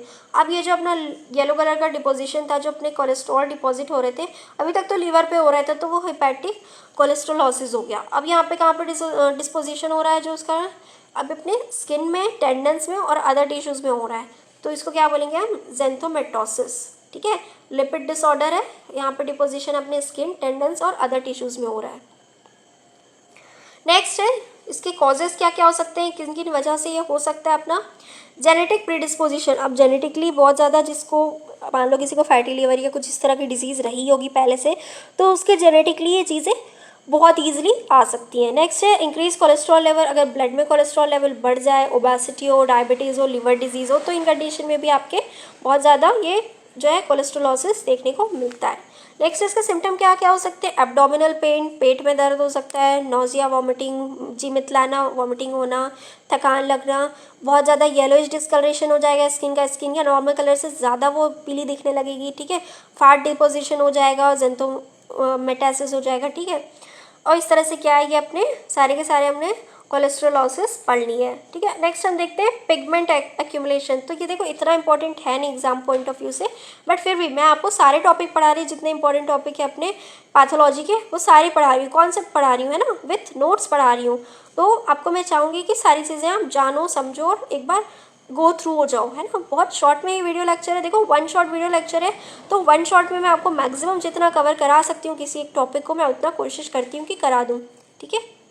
हम क्या क्या देखने वाले हैं, लिपोफ्यूजन, मेलानिन, हेमोसाइड्रिन और बिलिरुबिन, हिमाटिन, हिमासाइड्रिन और फेरेटिन, अपनी हेमोजोइंस और पोरफायरिन्स, ठीक है। तो लिपोफ्यूजन क्या होता है, लिपोक्रोम जो अपने होता है, ठीक है, येलोइश ब्राउन जो इंटरसेलुलर पिगमेंट होता है, उसको हम लिपोफ्यूजन बोलते हैं, ठीक है, ऑफ लिपिड प्रोटीन कॉम्प्लेक्स। और ये किसका बना होता है, लिपिड प्रोटीन कॉम्प्लेक्स का बना हुआ होता है। कहाँ पे पाया जाता है ये, एट्रोफिड सेल्स ऑफ ओल्ड एज। अब देखो जब लोग बूढ़े होने लगते हैं ना, तो उनके लीवर में ये ब्राउन ब्राउन से लिपोफ्यूजन जो है वो पाया जाता है, ठीक है। ये कैसा पिगमेंट है, wear and tear, use and throw वाला है, ठीक है। Seen and older following, seen in under following condition, मतलब इन कंडीशन में देखने को मिलती है। वेस्टिंग डिजीज़, ठीक है, वेस्टिंग डिजीज़ में देखने को मिलेगी। और जो मतलब एजिंग हो गई, एजिंग की कंडीशन में देखने को मिलती है। और कब मिलेगी, कहाँ पे मिलेगी, मायोकार्डियल फाइबर्स में मिलती है। बाउन एट्रोफी ऑफ हार्ट भी कहते हैं जिसे हम, जिसमें जो मायोकार्डियम जो लेयर होती है ना जो हार्ट की, ठीक है, उसमें क्या मिलता है, ब्राउन कलर की हो जाती है वो, मतलब वहाँ पे एट्रोफी हो जाती है। अब क्या होते हैं हेपेटोसाइट्स, अपने हेपेटोसाइट में भी मैंने बताया लीवर भी ब्राउन कलर का दिखने का लगता है, वो भी बूढ़ा हो रहा है भाई, अब तुम ही नहीं बूढ़े हो रहे, वो भी बूढ़ा हो रहा है, तो उसमें भी क्या मिलेगा आपको, ब्राउन एजिंग मिलेगी। क्यों, क्योंकि वहाँ पर लिपोफ्यूजन आ रहा है। लेडिक सेल में अपने टेस्टिस के जो टेस्टिकुलर एट्रोफी होती है, जो लेडिक सेल्स है, वहाँ पे भी आपको लिपोफ्यूजन देखने को मिलता है। नेक्स्ट हम देखते हैं अपने मेलानिन। तो देखो इतना इंपॉर्टेंट है, आप बस अपने पिगमेंट देख के जान जाओगे कि ये चीज़ कैसे हो रही है, क्यों हो रही है और कब हो रही है, ठीक है। तो इतना इंपॉर्टेंस है आपके पिगमेंट्स का। ये कैसा होता है, ब्राउन ब्लैक होता है, ठीक है। नॉन हीमोग्लोबिन डेराइव्ड पिगमेंट है, इसमें हीमोग्लोबिन से डेरिवेशन नहीं है इसका। कहाँ प्रेजेंट होता है, अपने स्किन में, हेयर में और जो अपनी म्यूकोसा होती है, ओरल म्यूकोसा, इसोफेगस और एनल कैनाल में, ठीक है। एलिमेंट्री कैनाल की जो एनस वाला एरिया होता है, वहाँ पे इसोफेगस में, आहार नली में, आपके माउथ में अंदर की जो लेयर है म्यूकोसा, स्किन में, हेयर्स में अपने मेलानिन पाई जाती है, ठीक है, मेलानोसाइट्स, ठीक है। जब सिंथेसिस ऑफ मेलानोसाइट्स और डेंड्राइटिक सेल्स होते हैं, कहाँ पे अपने होते हैं, प्रेजेंटेड बेसल सेल्स, जो अपनी लेयर होती है ना स्किन की, एपिडर्मिस, ये वहाँ पाए जाते हैं। तो देखना जब धूप पे निकलते हो ना, तो आप काले हो जाते हो, क्यों, क्योंकि मेलानिन निकलती है। मेलानिन क्यों निकलती है, जिससे वो आपको यूवी रेडिएशन से प्रोटेक्ट कर सके, और आपकी जो स्किन की बाकी की लेयर है, जो या आपके ऑर्गन है, वो जो है वो प्रोटेक्टेड रहे उस यूवी रेडिएशन से, ठीक है। हम ये मेलानोसाइट क्या करते हैं, जो इसमें ट्रायोसिन एंजाइम होता है, वो क्या करते हैं, सिंथेसिस ऑफ मेलानिन। तो देखो ट्रायोसिन अपने पढ़ा था ना, ट्रायोसिनेज जो अपने एंजाइम पढ़ा था, बहुत इंपॉर्टेंट होता है ये, नीट में भी पढ़ा होगा ट्रायोसिन, ठीक है। तो ये सब क्या करते हैं, अपने सिंथेसिस ऑफ मेलानिन में हेल्प करेंगे, ठीक है। स्टोर्ड एट फैगोसाइटिक सेल्स, जो अपने मेलानोफोर्स होते हैं, ठीक है, जो अपने अपर डर्मिस में, मतलब जो स्किन की अपर लेयर है, डर्मिस की अपर लेयर है, ये वहाँ पे पाए जाते हैं। ठीक है, ये वहाँ पे स्टोर रहते हैं कि इसमें फेगोसाइटिक सेल जो है ये वहाँ पे स्टोर रहते हैं, मेलानोफोर्स कहते हैं जिसे हम। डिसऑर्डर ऑफ मेलानिन, मेलानोसिस, जिनमें देखो मेलानिन की कमी हो जाती है। देखो दो कंडीशन होती है, एक तो मेलानिन बहुत ज़्यादा हो सकता है और दूसरा मेलानिन बहुत कम हो सकता है। एक कंडीशन होती है आपकी हाइपोपिगमेंटेशन की, एक होती है हाइपर पिगमेंटेशन की। मतलब जैसे एडिसन डिजीज़ में देखने को मिलती है, कोलाज्मा में देखने को मिलती है, और जैसे एल्बिनिज्म में और ल्यूकोडर्मा में हो गई, विट्लिगो में हो गई, इनमें क्या होता है, हाइपो होता है, मतलब इनमें जो है अब आपका पिगमेंटेशन कम हो गया। तो देखो अगर पिगमेंटेशन कम होगा तो क्या क्या चीज़ें होंगी, know like absence of skin में, मतलब यहाँ पे क्या होगा, एल्ब्यूमिनिज्म में क्या होगा, आपके जो पिगमेंट मेलानिन थी वो वहाँ पे पाई ही नहीं जाएगी, टोटली एब्सेंट हो जाएगी। ठीक है, फोटोफोबिया हो जाएगा, सीवियर फोटोफोबिया होगा, लाइट का बहुत ज़्यादा फोबिया हो जाएगा उस पेशेंट को। देखो मेलानिन नहीं है तो उसकी बॉडी क्या होगी, ऑटोमेटिकली एक मैकेनिज्म बना लेगी कि तुम्हें लाइट में नहीं जाना है, तुम्हें कुछ हो जाएगा, उसको डर हो जाएगा लाइट से, इतना ज़्यादा डर हो जाएगा क्योंकि क्यों, उसकी बॉडी में मेलानिन नहीं है, इसलिए उसे लाइट से डर लगता है। इसलिए नहीं कि वो डरपोक है, इसलिए क्योंकि उसकी बॉडी जानती है कि अगर वो वहाँ जाएगा तो उसको कुछ भी हो सकता है, क्योंकि उसकी बॉडी में मेलानिन है ही नहीं उसके स्किन में, है ना। तो वो क्या है, उसकी बॉडी ने उसको फोटोफोबिया की कंडीशन में डाल दिया, पुअर विजन, उसको आँख से ठीक से दिखेगा भी नहीं क्योंकि उसको लाइट नहीं चाहिए। तो धीरे धीरे क्या होगी, अपनी आँख की विजन भी कम हो जाती है ना। ब्लॉन्ड हेयर होंगे, मतलब हेयर के कलर भी लाइट हेयर कलर होंगे। ठीक है, ल्यूकोडर्मा ऑटो इम्यून डिसऑर्डर है। ठीक है, loss of pigmentation of skin, इसमें क्या होता है, अपने स्किन के पिगमेंटेशन अपने आप लॉस हो जाएंगे। ठीक है, ऑटो इम्यून डिजीज़ है, पता है ऑटो इम्यून डिजीज़ में क्या होता है, इम्यूनिटी अपने ही सेल्स को मार देती है। विटलिगो में क्या होगा, डिक्रीज पिगमेंटेशन ऑफ स्किन, यहाँ पे पूरी तरह से ख़त्म नहीं हो रहा है बट यहाँ पे फिर भी अपना जो है स्किन में वो पिगमेंट नहीं पाया जा रहा है। अब देखो हाइपर पिगमेंटेशन, मतलब एकदम काला हो जाना, काले पड़ जाना। प्रेगनेंसी की कंडीशन में भी कोलाज्मा में क्या होता है, स्किन ऐसी काली पड़ जाती है ना। ठीक है, निपल्स क्या होंगे, मतलब डार्क पिगमेंटेशन होना, कोलाज्मा मतलब डार्क पिगमेंटेशन होना। ठीक है, प्रेगनेंसी में क्या होगा, अपने निपल्स में, जेनाइटेलिया, स्किन और फेस में क्या होगा, एस्ट्रोजन का लेवल बढ़ जाने की वजह से अपने मेलानिन ज़्यादा बढ़ जाएंगे और क्या होगा, अपने निपल्स डार्क कलर के हो जाते हैं प्रेग्नेंट वुमेन के, जेनाइटेलिया मतलब जो जेनाइटल ऑर्गन्स है उसके वो भी डार्क कलर के हो जाएंगे, स्किन और फेस भी डार्क हो जाएंगी। ठीक है, वैन ट्रीटेड मतलब कैसे हो सकती है, जैसे कि मान लो प्रोस्टेट के कैंसर का पेशेंट था, ट्रीटेड विद एस्ट्रोजन। अब देखो क्या हो रहा है कि अगर हम प्रोस्टेट कैंसर के पेशेंट को हम एस्ट्रोजन देते हैं, ठीक है, तो क्या होता है उस कंडीशन में भी बहुत ज़्यादा एस्ट्रोजन बॉडी में जाने की वजह से क्या होगा, मेलानिन बढ़ जाएगा और उसको हाइपर जो पिगमेंटेशन देखने को मिलेगा। वुमेन में अगर वुमेन कॉन्ट्रासेप्टिव यूज़ करती है, बहुत ज़्यादा एस्ट्रोजन यूज़ कर रही है, तो उस कंडीशन में भी हाइपर पिगमेंटेशन देखने को मिलेगी। क्रॉनिक आर्सनिकल पॉइजनिंग, जो आर्सनिक की पॉइजनिंग होती है उसमें सबसे इंपॉर्टेंट पॉइंट है rain drop pigmentation of skin. जैसे पानी के बूंद गिरने पे कैसे स्किन पे, ऐसे पानी की बूंद गिरने पे कैसे दिखती है ना, तो वैसी पिगमेंटेशन होती है, पर्टिकुलर स्पॉट्स पे या एक पूरे बॉडी पार्ट पे नहीं होगी, वो स्पॉट स्पॉट पे देखने को मिलेगी। ठीक है, ऐसे पानी की बूंदों की तरह देखने को मिलती है पिगमेंटेशन। अब नेक्स्ट हम देखते हैं मेलानोसिस कोलाई, मतलब यहाँ पे जो अपने कोलॉन वाला रीजन है वहाँ आपके म्यूकस मेम्ब्रेन जो है, मतलब वो म्यूकस लेयर जो है वहाँ पे भी अपने को हाइपर पिगमेंटेशन देखने को मिलता है। मेलानिन लाइक पिगमेंट्स, और मेलानिन के जैसे और भी पिगमेंट्स होते हैं जैसे कि अपनी अल्फा-टोनेरिया हो गई। ठीक है, ड्यूबिन जॉनसन सिंड्रोम में देखने को मिलता है। ठीक है, अल्फा-टोनेरिया और ड्यूबिन जॉनसन सिंड्रोम, इसमें भी हमने को क्या है, ये मेलानिन लाइक पिगमेंट्स देखने को मिलते हैं। जैसे पेशेंट में urine suffering with urine related अगर कोई डिसऑर्डर हो गया। ठीक है,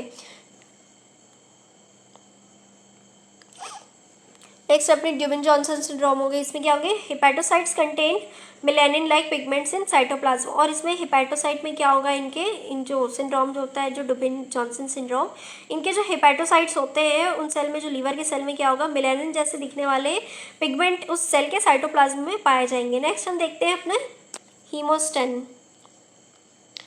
और बिलिरुबिन। देखो हीमोस्टेनिन इतना इंपॉर्टेंट नहीं है इसलिए मैंने लिखा भी नहीं है। ठीक है, बिलिरुबिन इंपॉर्टेंट है, नॉन आयरन कंटेनिंग पिगमेंट है, फाउंड इन बाइल। तो देखो बाइल में हमारे बिलिरुबिन पाया जाता है, नॉन आयरन कंटेनिंग मतलब इसमें आयरन नहीं होता है। ये कैसा होता है, फ्री बाउंडेड होता है, फ्री और अनबाउंडेड होता है, मतलब खुले हवा में सांस लेने वाला पंछी, ठीक है। फ्री अनबाउंडेड होता है मतलब ये आपके ब्लड में तैर रहा है।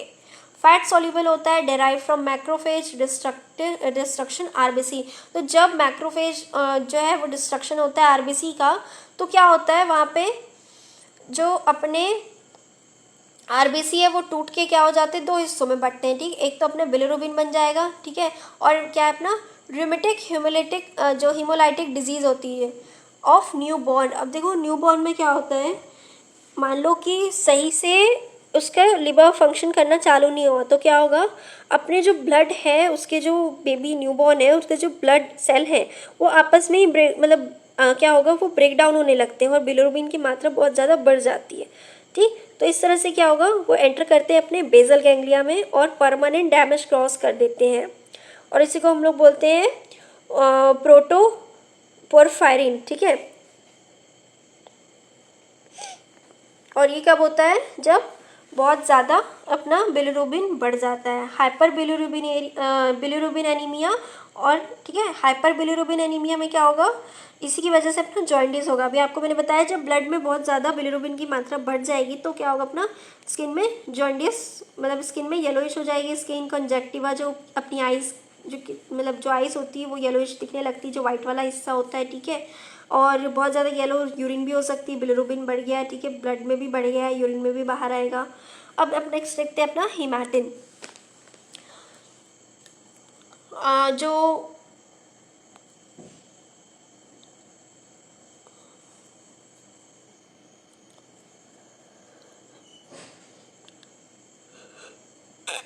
कट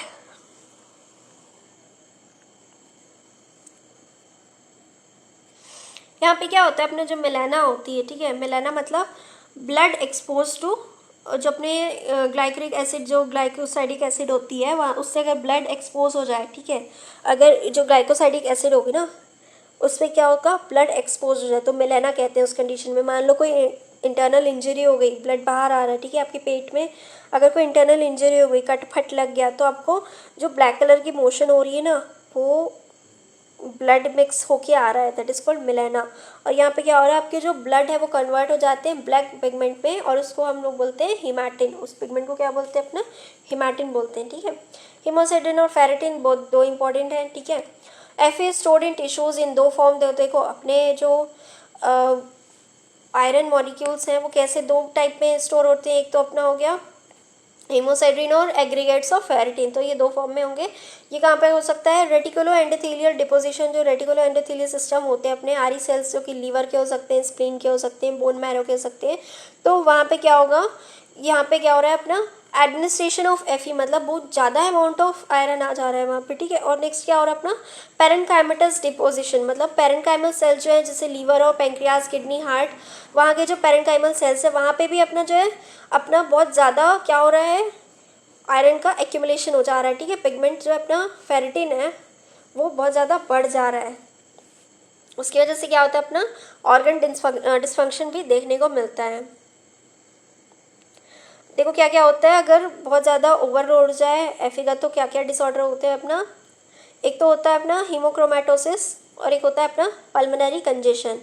ठीक है, हीमोक्रोमेटोसिस मतलब आपके ब्लड में बहुत ज़्यादा एफी हो जाएगा। ठीक है, और पल्मोनरी कंजेशन में क्या होगा, phagocytosis of RBC by alveolar macrophages, अपने जो एल्वुलाई में माइक्रोफेजेस होंगे वो क्या करते हैं, अपने आरबीसी को खाने लगते हैं। अब क्या होगा, यहाँ पे जो एफी बाउंड टू फेरेटिन है, अब जो आयरन अपने फेरेटिन पिगमेंट से बंधा हुआ था वो क्या डिग्रेड हो जाएगा हीमोसाइड्रिन में, और यहाँ पे क्या ब्राउन पिगमेंट बन जाएगा। अब फेरेटिन फ्री हो गया क्योंकि अब क्या हो गया, वो टूट के हीमोसाइड्रिन बन गया, जो आयरन बंधा हुआ था अपने पिगमेंट से वो टूट के क्या हो गया, हीमोसाइड्रिन बन गया। ठीक है, ब्राउन पिगमेंट बन गया।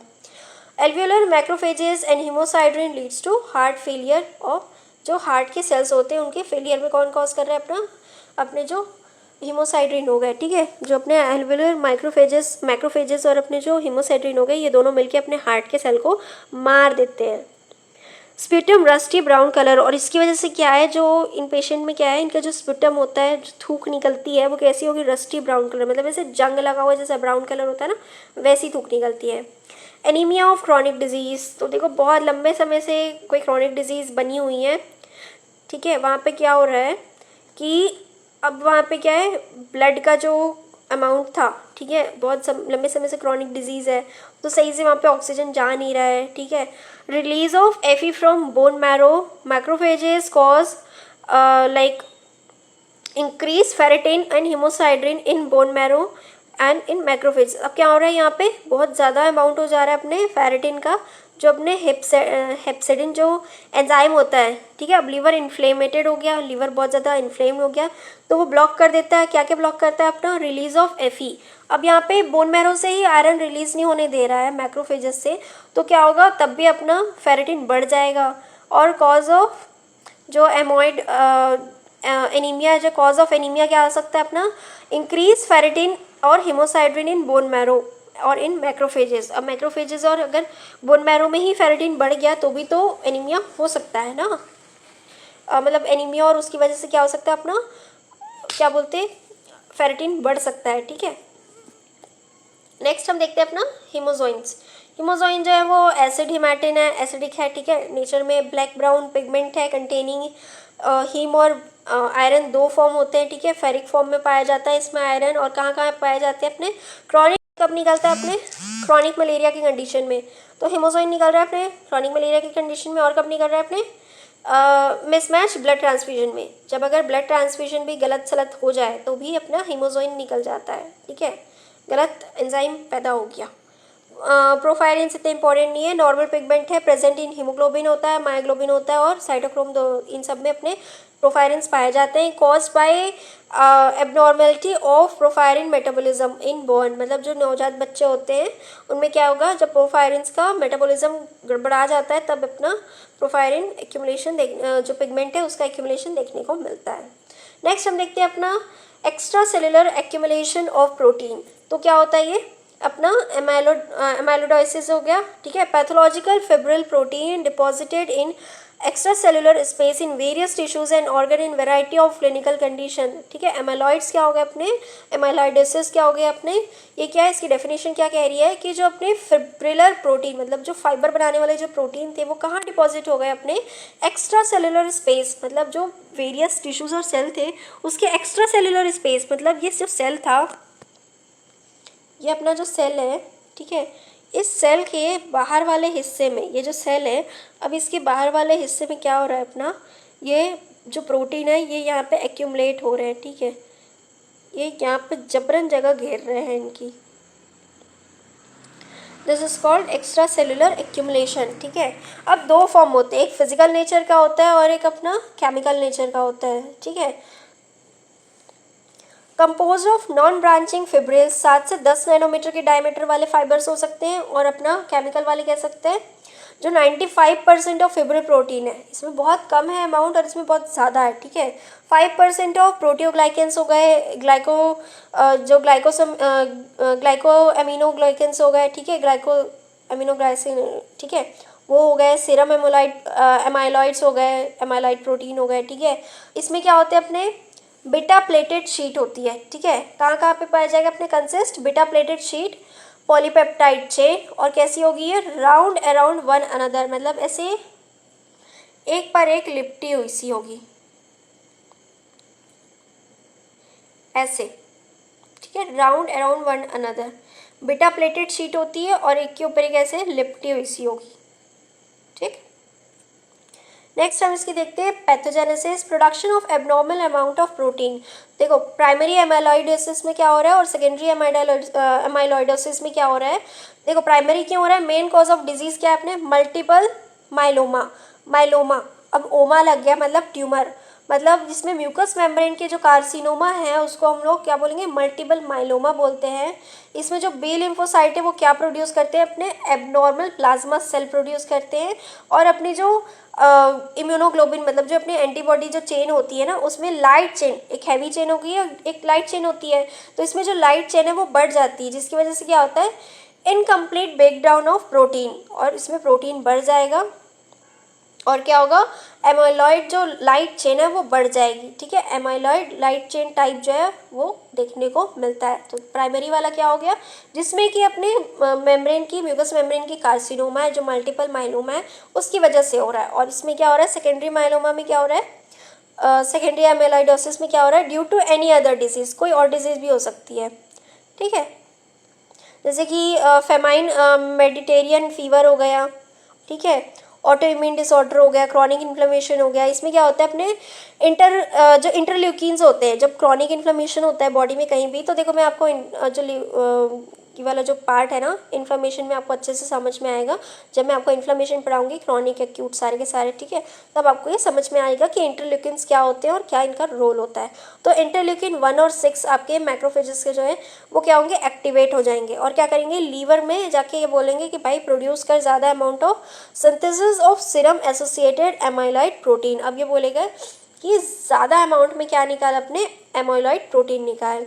इनकम्प्लीट ब्रेकडाउन ऑफ जो अपने एसोसिएटेड एमाइलॉइड प्रोटीन होते हैं, इसको हम बोलते हैं ए टाइप एमाइलॉइडोसिस, ठीक है। एक अपना एल टाइप होता है जिसमें क्या हो रहा है,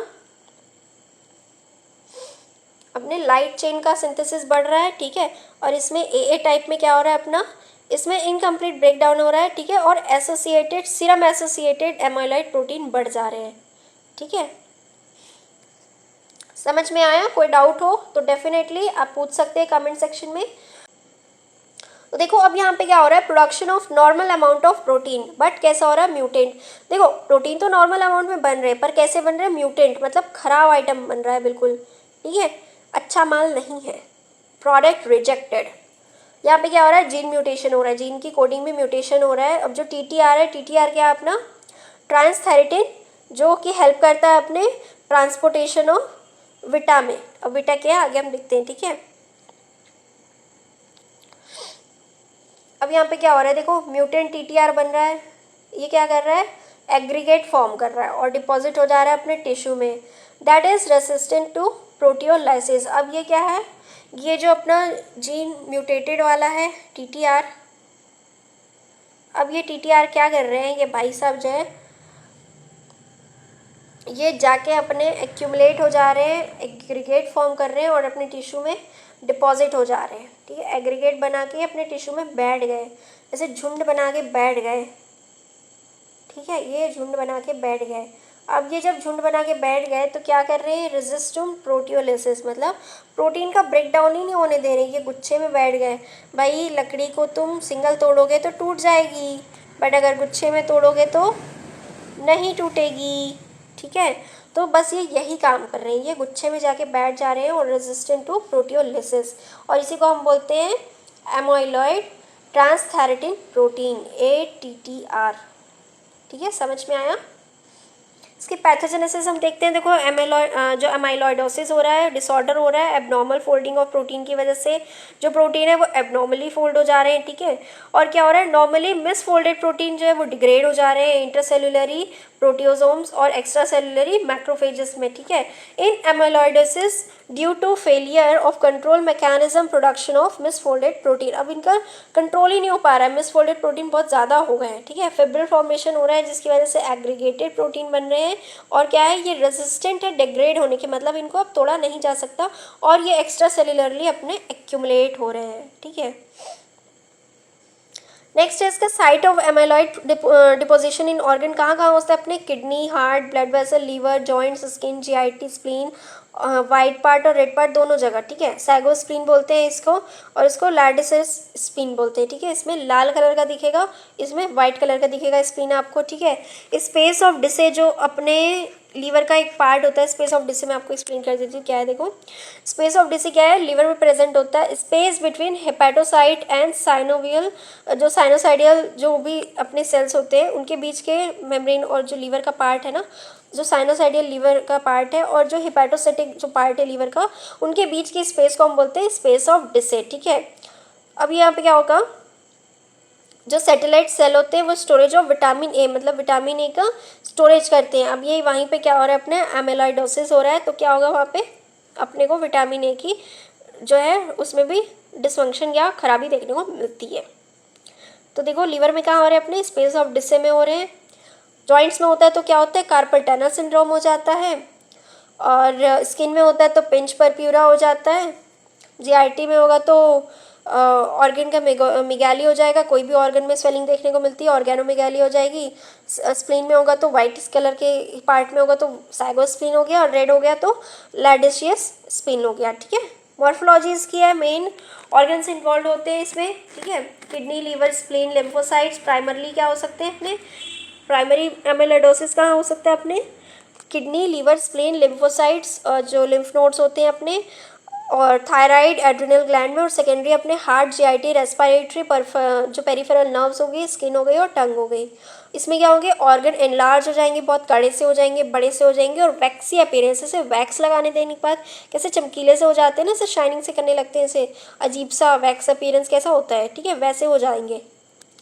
माइक्रोस्कोपी देखने को मिलेंगी तो अंदर की बात पे आते हैं तो हेमाटोजाइलिन देखने को मिलती है, एमॉर्फस हाइलिन हो जाएगी, ठीक है, एमॉर्फस और हाइलिन देखने को मिलेगा, ठीक है, वहाँ पे देखने को मिलेगी। और क्या होगा, एओसिन स्टेन पाया जाएगा, ग्लासी स्टेन हो जाएगा, ठीक है, कॉन्गो रेड स्टेन, जिसकी वजह से अपना जो लाइट माइक्रोस्कोपी में सैल्मन पिंक रेड कलर दिखेगा, और अपने पोलराइजिंग माइक्रोस्कोपी में एप्पल ग्रीन जो कलर है वो दिखेगा, ठीक है। और अपने एशियन ब्लू जो स्टेन होगा उसमें क्या होगा, ब्लू कलर टू ग्लाइकोजेमिनोग्लाइकेंस में आपको ब्लू कलर देखने को मिलता है। नेक्स्ट हम देखते हैं इसके टाइप्स में, तो सिस्टमिक हो सकते हैं, और कैसे होता है, हेरिडिटरी हो सकते हैं, ठीक है, फैमिलियल हो सकते हैं। तो चलो टाइप देख लेते हैं इसका। पहला टाइप है इसका इम्यूनोसाइट्स, ठीक है, यहाँ पे क्या हो रहा है, लाइट चेन में हो रहा है, एएल हो गया अपना, मल्टीपल मेलोमा और अदर प्लाज्मा सेल जो डिसऑर्डर्स होंगे उनमें देखने को मिलेंगे। नेक्स्ट हम देखने को मिलते हैं अपना रिएक्टिव सिस्टम में, जैसे कि अपने सीरम एमाइलॉइड्स हो गए एसोसिएटेड, ठीक है, एसएसए, ये कहाँ पे हो रहा है अपना, जो एमाइलॉइड हो रहे हैं क्रॉनिक इन्फ्लेमेशन प्रोसेस में होगा, ठीक है। बीटा माइक्रोग्लोबिन में होगा तो क्या हो जाएगा, एमाइलॉइड बीटा माइक्रोग्लोबिन हो जाएगा, क्रॉनिक रीनल फेलियर में देखने को मिलेगा।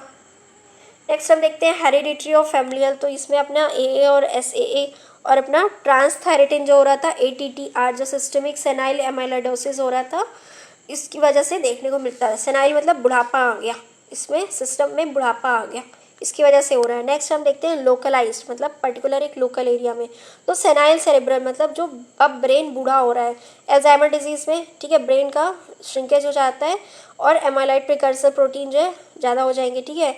एंडोक्राइन में, थायराइड में, आइसोलेट्स ऑफ लैंगरहैंस में, जो अपने पैंक्रियास में पाई जाती है, ठीक है, वहाँ पे भी अपने कैल्सिटोनिन और आइसोलेट एमाइलॉइड पेप्टाइड जो बढ़ जाएंगे, ठीक है। और इस तरह से अपने जो मेड्यूलरी कार्सिनोमा है उस डिजीज़ में देखने को मिलेगा। टाइप 2 डायबिटीज़ में देखने को मिलता है, डायबिटीज़ मेलिटस में देखने को मिलता है। तो ये हमने आज सारे टाइप आपको एमाइलॉइड के पढ़ा दिया है। लास्ट टॉपिक है रिवर्सिबल का हमारा, पैथोलॉजिकल कैल्सिफिकेशन। तो देखो डेफिनेशन क्या होती है इसकी, abnormal deposition of calcium salts in tissues other than जो ऑसाइड, और जो एनिमल होते हैं ना अपने इनैमल और ऑस्टॉइड, जो अपने मतलब जो अपने बोन सेल्स होते हैं उनके अलावा भी अगर कहीं पे अपने कैल्शियम पाए जाते हैं तो उस कंडीशन को हम बोलते हैं अपने पैथोलॉजिकल कैल्सिफिकेशन।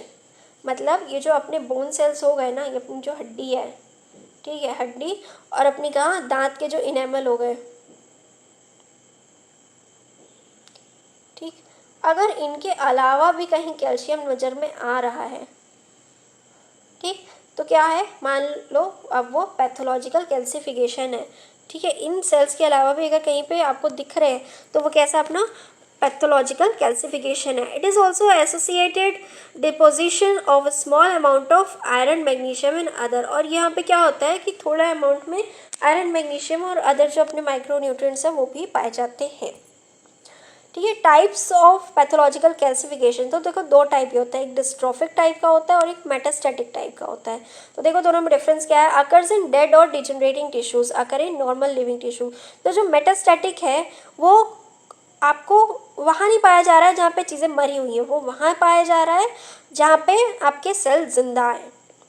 ये तो मर चुका है भाई, बातें सुन सुन के ये मर चुका, ठीक।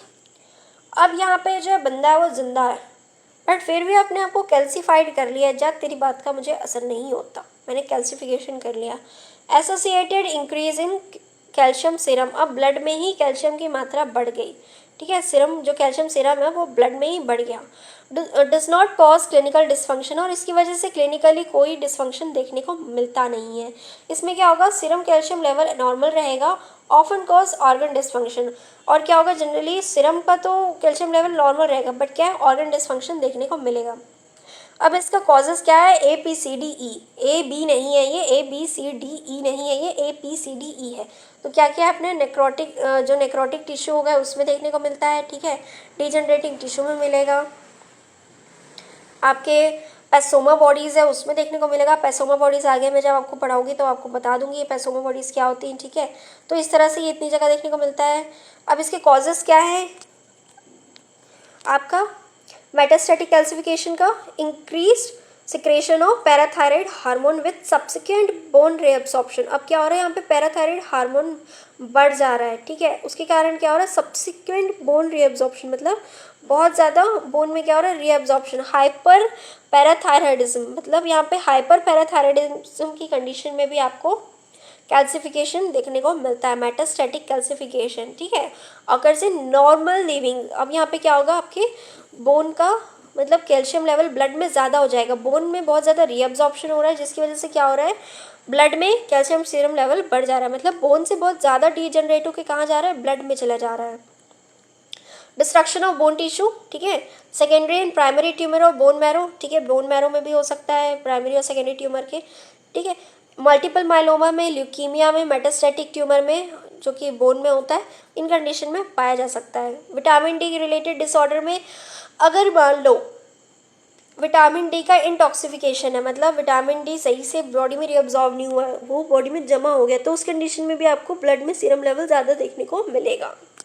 रीनल फेलियर में भी मिल सकता है, causes retention of phosphate leading to secondary hyperparathyroidism, ठीक है।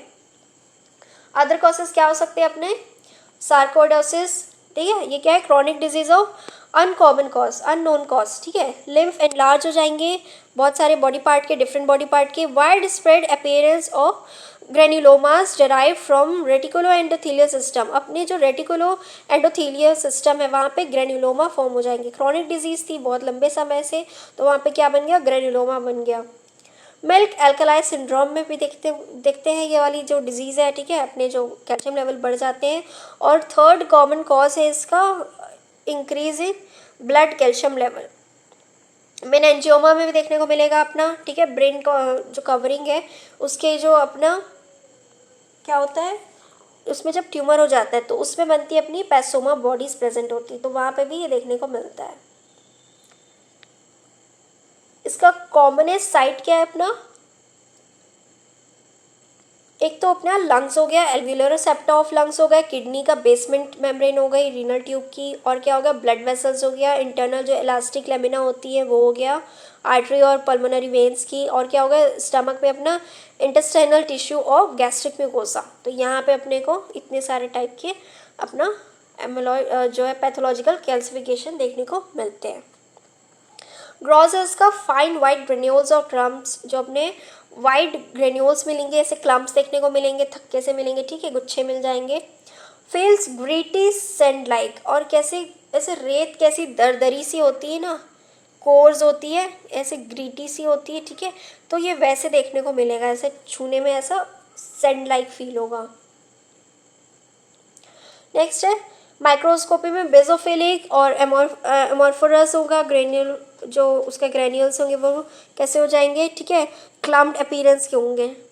पैथोजेनेसिस की any pathology present in organ और बॉडी, मतलब कोई भी पैथोलॉजी अगर प्रेजेंट है आपकी बॉडी में तो कैल्सिफिकेशन देखने को मिल सकता है।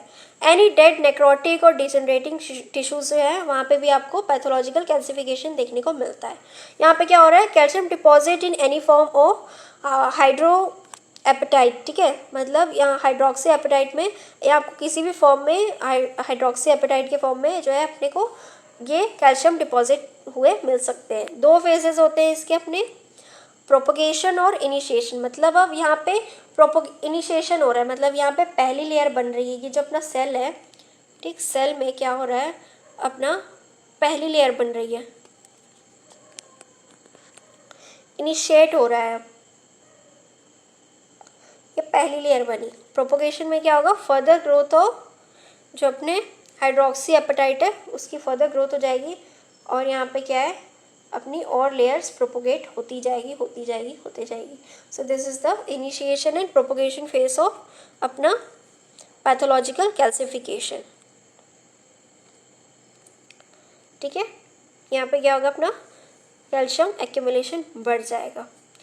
तो आज का वीडियो लेक्चर यही ख़त्म होता है. हमने इतने सारे टॉपिक डिस्कस कर लिए, अपने एक्यूमुलेशन डिस्कस कर लिए, सारे टाइप के सेल स्वेलिंग डिस्कस कर ली, अपने पैथोलॉजिकल कैल्सिफिकेशन जो इतना इंपॉर्टेंट टॉपिक है, एमाइलोइडोसिस हो गया अपना. ठीक है, तो सारे टाइप्स अपने सारे पिगमेंट्स डिस्कस कर लिए. तो आज का वीडियो लेक्चर हमारा रिवर्सिबल सेल इंजरी का यही ख़त्म होता है. नेक्स्ट वीडियो में हम मिलेंगे हमारे इरिवर्सिबल सेल इंजरी के साथ, जिसमें हम अपने एपोप्टोसिस, सेल डेथ, नेक्रोसिस पढ़ने वाले हैं. तो वीडियो को लाइक करना, शेयर करना और चैनल को सब्सक्राइब करना, और वीडियो कैसा लगा ये कमेंट करना मत भूलना. देखो तुम्हारे कमेंट्स आते हैं तो मुझे पता चलता है कि मुझे क्या करेक्ट करना है, कैसे बदलना है, कैसे सुधारना है, और आपको क्या चीज़ अच्छी लगी. देखो अप्रिसिएशन किसे नहीं पसंद है यार, तो देखो थोड़ा अप्रिशिएट कर दोगे तो मुझे भी खुशी हो जाएगी. इतनी मेहनत की है मैंने, नोट्स बना के आपको मैं पढ़ा रही हूँ पूरे, है ना. तो do like, share in the video and keep watching, keep learning.